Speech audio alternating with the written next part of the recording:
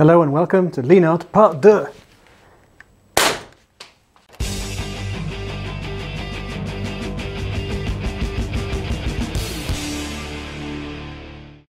Yes, here we are, another episode on Lienhard, but just a short one, I promise. Since the last episode, a friend of the channel presented me with a bag full of little green cardboard boxes, and after sorting through them, there's three here of particular interest, which I hinted at and showed in a little thumbnail in the last episode, so I thought I'd get a few guns out and see how these work. Thank you very much, Stephen. You know who you are. So here we have two boxes for pistol and one for rifle, and this one was the one I showed. You have this barrel section and a cartridge section, which is rifled all the way through till about here, and in which you pop in this little tiny cartridge which completes the cartridge shape, and that gets extracted by the bolt. Now this is great for the G11 and K11 and probably also the G89, but not so much fun for the K93 and K31. It'll fit, as you saw in the intro, but the problem is with the K11 and K93 is that the chamber is quite deep compared to the receiver opening. So this can be pushed in fine, but then you have to sort of guess and try and drop this bit into the opening, and usually you miss, which means it'll go sideways inside the opening, or the ball will fall out, or the primer, and there. Yeah. The K31, the one I showed in the first episode with the long cartridges, is much better. Then we have lots and lots of paper. There we are. This is another one for the Parabellums. This is a bit unusual in that this one doesn't have any protecting or centering rope. So what you would do is unscrew this bushing here,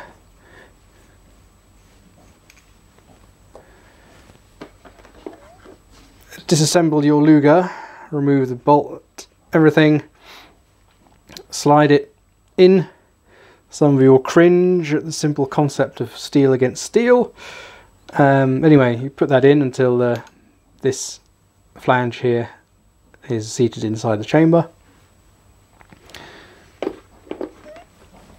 And then you would screw this bushing back on until it was nice and tight inside the chamber. And then you use these inserts for firing.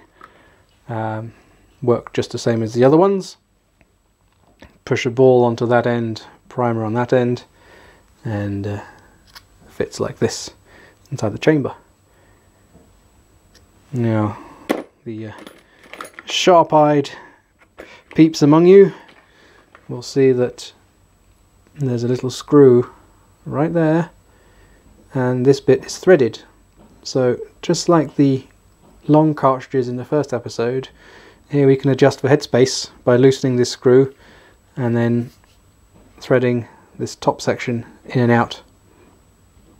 Now it does make a difference. I had a nice, when I tried this for the first time in the Luger, I released the bolt and it slam fired, protruding just enough that just the action of the bolt slamming home set off the burden primer. So obviously an important feature.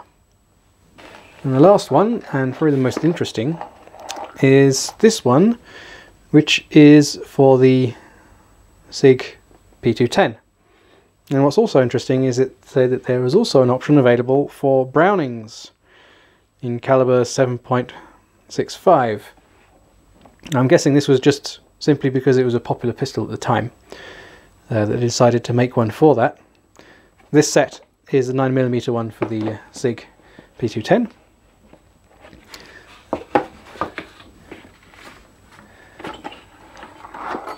Very smart. And what we have here is, once again, a barrel section. You have a knurled grip on the end and a chamber adapter, so a 9mm chamber, and then you have the normal insert which would fit in the back like so. And that I can show you how it's installed using Mrs. the Chap's lovely P49. So this one does have nice little centering bars, so there's not too much risk in popping that in there. So that gets inserted until it starts coming out of the chamber. Then you put the chamber insert into the chamber, and then using the pokey tool you block the 9mm chamber in position, and then you screw the barrel in, which then joins the two pieces. There. You pull that out, pull the whole thing forward, and you're ready to go. So once again, here's some ammo. As I see, you have nicely split bits. These have got nice purple priming compound in them. Now these, don't know if these primers will go, we shall see.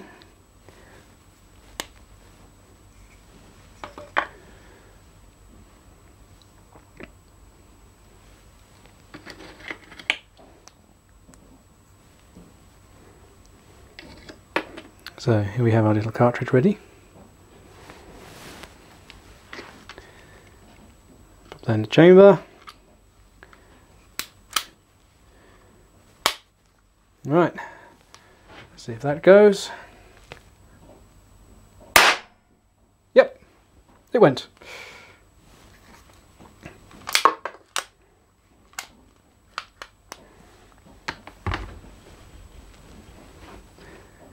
And there's even a handy little support here for your spent cartridge, so that you can easily pop out your primer.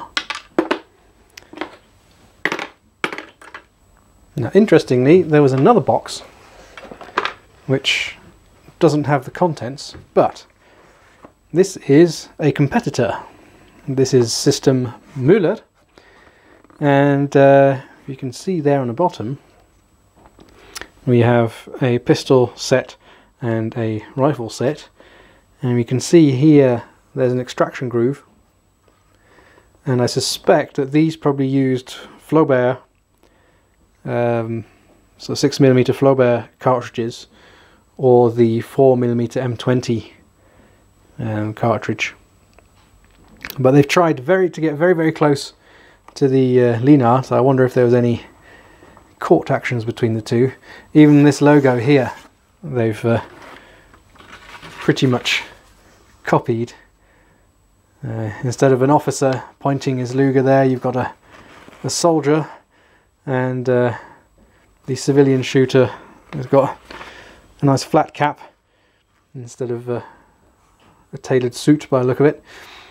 So yeah, it's obviously aiming for the same crowd. So there we are, we've just about exhausted the Lienhard system, but not quite, because it's still alive. These Waffen has two systems, TE90 and the TE57. The 90 is for the PE90 or SIG 550, and that uses a simple cartridge shaped insert which takes a primer and a .22 caliber air pellet. And the 57, which you can also use in the K31, is more like the classical one we've seen with a barrel insert and a cartridge. And this time they've chosen to use a standard 4.5mm air pellet, which you just push into the cartridge so it won't fall out like the balls tend to do in the Lienhard system. And both systems use boxer, so large rifle primers, I think. So very convenient. They don't seem to have done one for pistols, but I think it's just if people want to, there's plenty of air pistols about, and even .22 caliber conversions for the SIG 210s. Anyway, that's enough of that.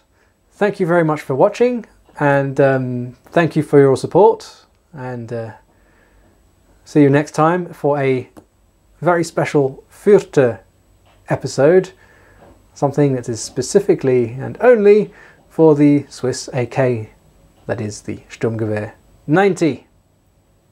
Bye!